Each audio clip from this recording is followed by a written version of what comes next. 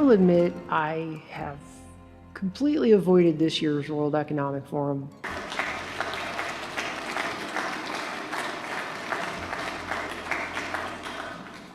Let's also be clear. The future is not just happening. The future is built by us. I think their capacity to sit around on stages in blue rooms together and pretend that they have the self-awareness of a wet cardboard box at the growing masses' distrust in them and any agenda that might be coming out of their mouths. I know, I got the thumbs up. Is just reaching cartoonish levels of too many clowns coming out of a clown car silly. And a very good afternoon to you. Warm welcome. At this point, nothing they're saying is really convincing people that aren't themselves to get on board with anything they're saying. And while they may consider themselves elite and special and above us all, handing down dictates or whatever this is supposed to be here, I don't believe they're ignorant enough to not realize it. They know how to read, and I'm pretty sure they can figure out that people aren't super thrilled with them. There's some serious reverse psychology at play here. But I feel like I've kind of talked my opinion on this to death. But even in its zombified, waking, undead state, I just keep coming upon clips of these people in their blue rooms despite attempts to avoid them. It's like the algorithm's just messing with me at this point. Oh yeah, what about this? I wanted to ask when you all think we're going to move from this form factor to something that's on your face, glasses, and when computing's all on the edge. All right, 50 seconds. Who wants to answer quickly? I think it will go, it will, first of all, it will definitely happen. I was talking about 6G earlier, which is around 2030. I would say that by then, definitely the smartphone as we know it today will not anymore be the usual, kind of the most common interface. Wow. Many of these things will be built directly into our bodies. So this is Pekka Lundmark, who became president and CEO of Nokia in 2020.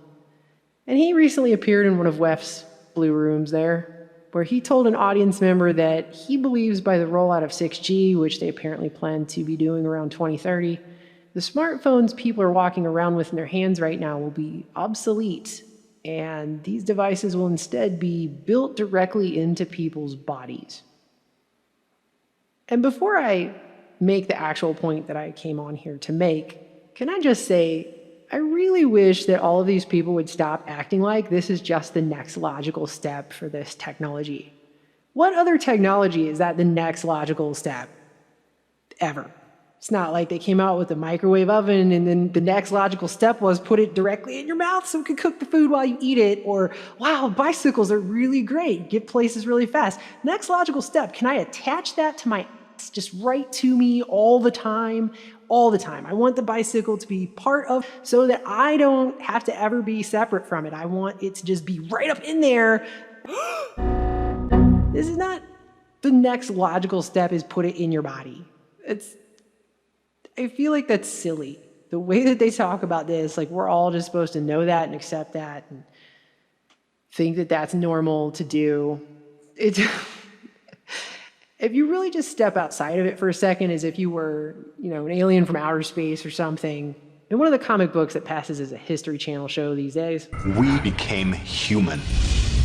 And you saw that, you would be thinking, that's a really bad move. Maybe you should take a step back and tone down the hubris a few thousand notches and maybe consider that there's some ramifications there that you might not seem to get. Many of these things will be built directly into our bodies. That dude's face after he answers the question. Wow to that. But look at this lady following it up real quick.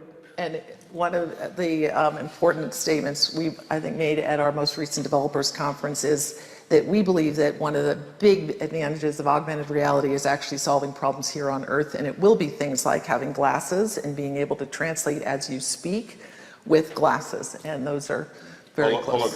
Holograms will be. She's like, dude, you're not supposed to go straight to telling them they're putting it in the brain. We gotta put it on their face first. They have to wear it on their body and get used to that first. You're skipping a whole step here in the plan. What the? Holograms will be very, very high quality. in the era of 6G. I've already seen 5G-based hologram demonstrations. They already work, but then with the next generation technology, I mean, we could be having this meeting so that in reality we would be sitting in different parts of the world. And then he's just like, no, we're just going straight to holograms. It's going to be like Star Wars, and you're going to put things in the brain. All right, well, I've enjoyed seeing you for the last time I'll ever see you in person. I look forward to seeing you at the next Davos. Thank you very much to our amazing panel. And I know everybody knows my opinion on this. I've made it pretty clear. And hey, if other people think this is super cool and they just cannot wait to do this, that's really everyone else's body, their choice. I am your body, your choice. I actually do believe in that.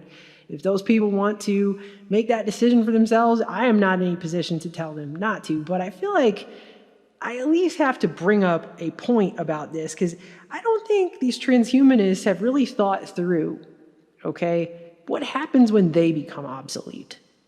Because they're sitting around talking about how we're all going to become obsolete, the people like me who don't want to put a smartphone into my brain. But the reason I don't want to put a smartphone into my body is the same reason I don't want to do a lot of things giant corporations tell me to do. I don't trust them.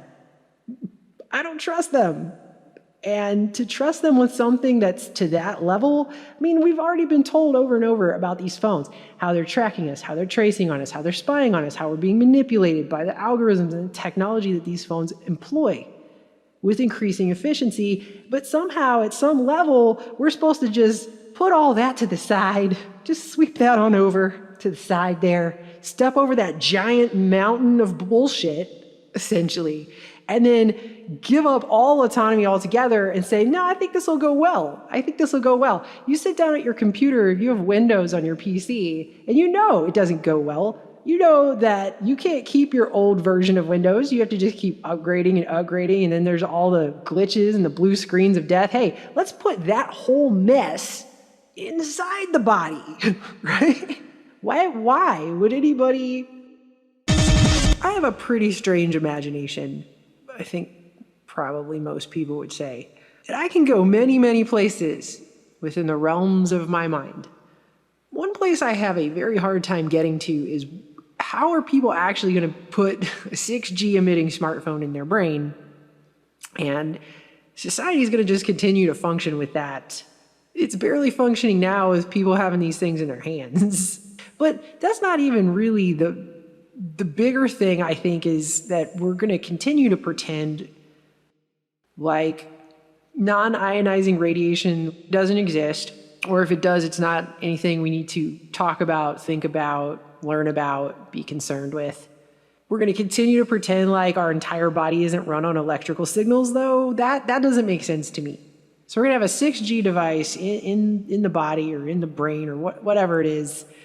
And that's just going to be fine, because our entire body is not made up of atoms that have electrical fields, and every single process in our bodies is not run on electrical signals. We're going to continue to pretend like that's not the case, even though it's basic knowledge that we have known for many, many, many, many decades. I don't understand that.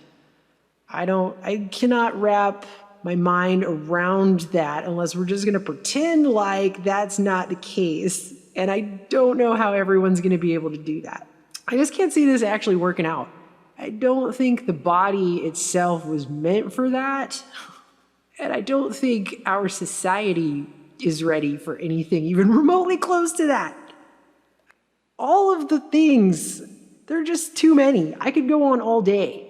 But they just keep prodding us with this. And it's been going on for years now, that they just keep talking about how they're going to implant mobile phones in our heads, when the phone meets the body, and how your phone's going to read your mind, and when communications technology is going to be implanted in everybody. Many people now have smartphones and watches for things like communications, daily planning, or even monitoring their health. This quickly growing technology has also brought up the question of how long before we have smart devices implanted within our bodies.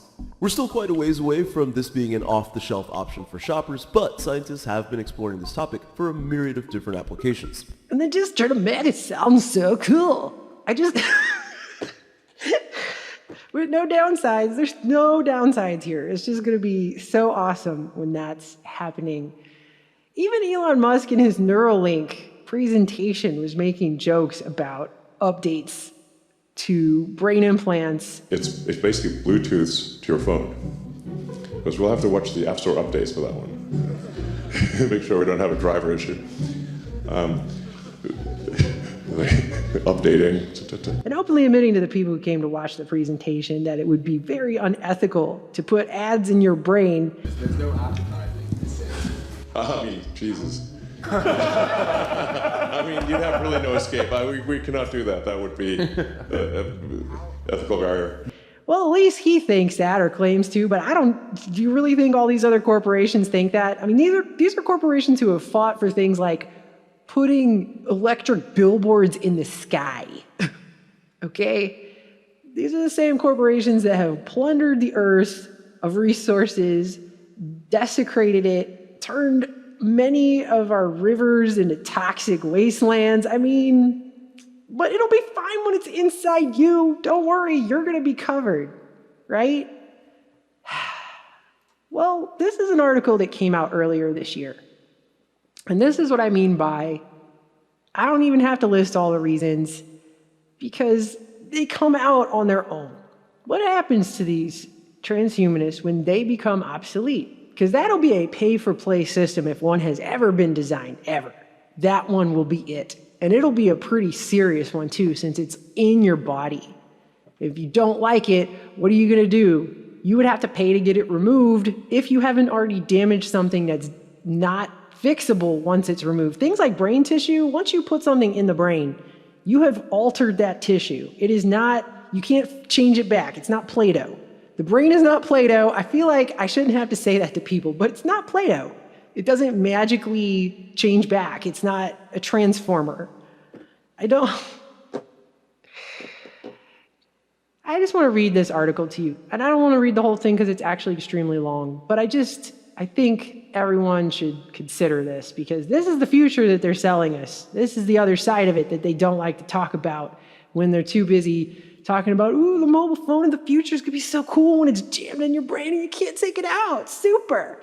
And talk about how extreme and awesome it's going to be and try to act like you're going to be Neo in the Matrix. When in reality, what's going to happen is probably going to be more close to something like these people here. So this came out of the Institute of Electrical and Electronics Engineers. And it's an investigative journalist piece they did. After users of a bionic retinal implant, their implant became obsolete after the company that made it went bankrupt. Barbara Campbell was walking through New York City subway station during rush hour when her world abruptly went dark. For 4 years, Campbell had been using a high-tech implant in her left eye that gave her a crude kind of bionic vision, partially compensating for a genetic disease that had rendered her completely blind in her 30s. I remember exactly where I was. I was switching from the 6 train to the F train. I was about to go down the stairs, and all of a sudden I heard a little beep, beep, beep sound. It wasn't her phone battery running out, it was her Argus 2 retinal implant system powering down, and the patches of light and dark that she'd been able to see with the implant's help vanished. And this is something that she had to have surgically implanted into her retina. She's probably thanking God it wasn't her brain, but it's still a defunct system that's now in her retina and doesn't work. And she's in a place like a subway station where I think sight is probably pretty important or you could die. This bionic eye needs a retinal implant that requires a 4-hour-long surgical procedure under general anesthesia where they implant the device, which contains an antenna that picks up signals from a video camera that's placed on the glasses that the patient wears. And it looks like this. It says it's like watching TV on a screen with 60 pixels, but it's enough information to allow people to move around without aid. Unless, like this woman, you're walking down into a subway station and all of a sudden you hear a beep, beep, beep noise and you can't see anymore because your implant just broke inside your body. And it's not just her. This is happening with other people that are having issues with these implants. This guy, Bylan, became kind of a spokesman. It says, because he ended up getting this implant in both of his eyes. So he had an Argus 1 in one eye and an Argus 2, which is the second version of the implant, 11 years later, and he kind of became a spokesman for this company. Says yet in 2020, he had to find out secondhand that the company abandoned the technology and was on the verge of going bankrupt. So they didn't even tell the guy who had it in both of his eyes, who was basically like their default spokesperson. He didn't even get to know, right? And he says, as long as nothing goes wrong, I'm fine. But if something goes wrong with it, I'm screwed because there's no way of getting it fixed now. And this is another guy, Russ Dewar, Second Sight patient. It's a fantastic technology and a lousy company. And he just got it in his eye in 2019. So he got one put in there right before everything hit the fan. And it says he was thrilled to learn in 2020 that he was going to be able to get upgrades that might improve his vision further. He heard troubling rumors about the company, so he called his vision rehab therapist. She said, well, funny you should call. We all just got laid off. And by the way, you're not getting your upgrades. So that's a really nice way to find that out, isn't it? And so there are over 350 people now who have this implanted into their eyeball in this world. And this company doesn't exist anymore. It went out of business. And they discontinued this implant and nearly went out of business in 2020. And it says a public offering in June 2021 raised $57.5 million. They were able to raise $57.5 million. But guess what? In today's day and age, that's like they could barely afford office furniture or whatever with the way people run some of these businesses. So that $57.5 million was just not enough. And that's the thing. You could get one of these things put into your body by $1 billion company or a multi-billion-dollar company. But does that mean you can rely on that company and they're just always going to be there and they're not going to have some corrupt person running it who screws everything up or some accounting person who doesn't know how to account for the finances in the proper way or what for whatever reason, right? And the thing they talk about later in this whole long article about the history of this company, everything, these implants, the Argus 2 was a $150,000 implant. In fact, getting the whole thing where you get it put in, you got the surgery, the device, and the rehabilitation needed to use it properly is $500,000 is how much this costs. And it says 80% of it is covered by insurance, but still. That person basically spent $100,000 for something now that if it doesn't break, they're lucky.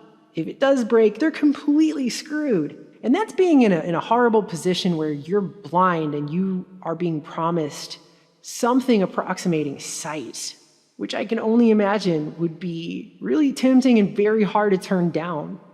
It's not really the same as people just really like to talk on their phone a lot and they really like to check Facebook a lot, so let's just put that in the brain. That's a little different.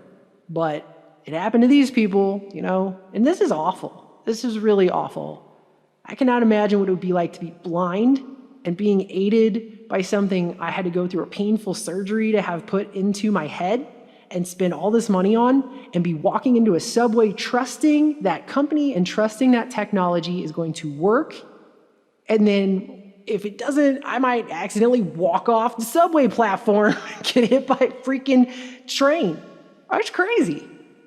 And it even goes on to say that this guy, a senior fellow in vision science named Aries Arditi, was a principal investigator for the Argus 2 clinical trials. And he said he did a research study that included all the US participants and showed, quote, weakness with the device's vision quality. And he says Second Sight wouldn't let him publish or present the results because that's a lot of how science works on a corporate level these days.